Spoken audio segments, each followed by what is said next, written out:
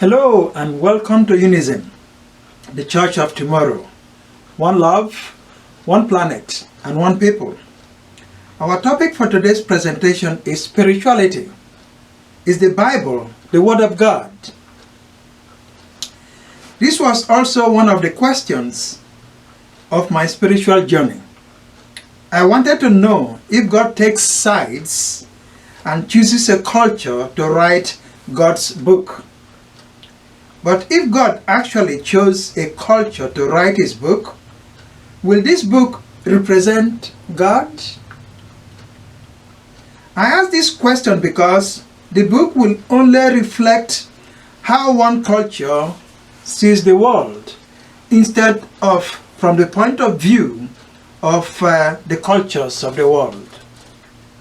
So I concluded that the Bible is a cultural document that has nothing to do with the God of the universe. Now, I encourage you to reflect on the idea that humans were asked by God to write his book. Is God so small that his word can fit into a text manufactured by humans? If your mind is open and clear, you will immediately realize that the idea is not only disrespectful to God, but it also diminishes and downgrades the majesty and grandeur of the ultimate mystery. Further, many people are not able to think through the fact that the Word of God cannot fit into any text created by humans. Obviously, many religious people regard their sacred texts as the Word of God. For instance, Christians regard the Bible as the Word of God. Jewish people regard the Tanakh as the Word of God. And Muslims regard the Quran as the Word of Allah. But it seems to me that there is some confusion regarding the way God is used by these religions. In order to see through the confusion, I want you to take a moment and imagine the earth. You may see the map of the earth, or you may see the earth as it suspends in space, and even imagine the size of the earth. Now imagine the universe. You may imagine planets, stars, and galaxies, but you cannot imagine the size of the universe. Now, compare your sacred texts with the infinity of the universe. You'll see that there is no basis for comparison. How about putting all the sacred texts in the world together and making a comparison with the universe? There is still no basis for comparison. Next, compare the earth with the universe.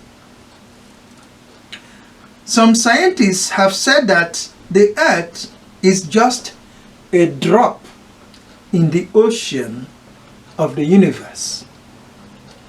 And you are telling me that your cultural text is the Word of God? Further, most cultural sacred texts teach about love, compassion, and generosity, but they are not completely similar. They have different names, different stories, and sometimes the same story is written differently in the text. The fact that they are different calls us to re-examine the phrase Word of God.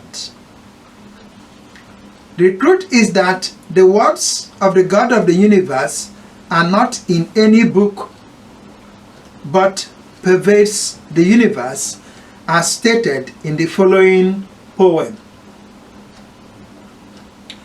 I searched the books of men to find the Word of God. I searched and searched, but found nothing. Frustrated and at the point of disappointment, I asked, can a book contain the words of God?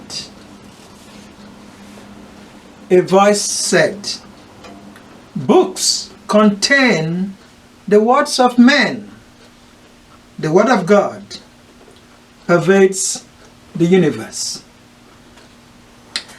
Now, if we examine the phrase in a cultural context, we might come to an agreement on what we really mean by the phrase Word of God.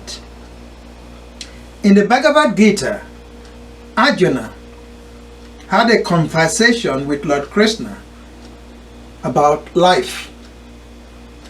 We know from the conversation that Arjuna was talking to a god because Lord Krishna revealed himself as God to Arjuna. In this sense, we can confidently say that the Bhagavad Gita is the Word of God, but it is the word of a cultural God. There is a difference. Thus, in order to distinguish between the word of the God of the universe and the word of the cultural gods, a devotee might say that the Bhagavad Gita is the word of my God, instead of saying that the Bhagavad Gita is the word of God. We can say the same thing about the Quran, the Bible, and all other sacred texts. In this way, we can learn to be tolerant and respect our brothers and sisters for their own contributions. Lastly, it is very important to note that putting your text at the center of the universe disrespects other cultures. We are all loved without conditions, and we are all blessed without requirements. Let us learn to live in peace, and it starts by respecting your brothers and sisters. Thus, when next you talk about your sacred text, you can dispel the confusion and call it Word of my God or Word of our God, and not Word of God. Now is the time for how to live well in this world. You can increase the coincidental occurrences of events in your life, which some call miracles and others call synchronicity, by living a spiritual life. Think about it and subscribe for more. Thank you for your support. UNISM, the Church of Tomorrow. One love, one planet, and one people. UNISM is a spiritual organization dedicated to the celebration of all lives, including plants, fishes, birds, and animals. Our vision is to lead our world from division, separation, and survival of the fittest to unity, cooperation, and interdependence, to enable all people to live well here and now. Our mission is to celebrate all lives irrespective of nationality, race, culture, religion, color, or bad circumstances. We are all loved without conditions, and we are all blessed without requirements. Our goal is to provide all people with the teachings and practices they need in order to live fulfilled lives. May you make each moment you live a moment of love, peace, and happiness for yourself and for everyone you meet. Thank you for your support.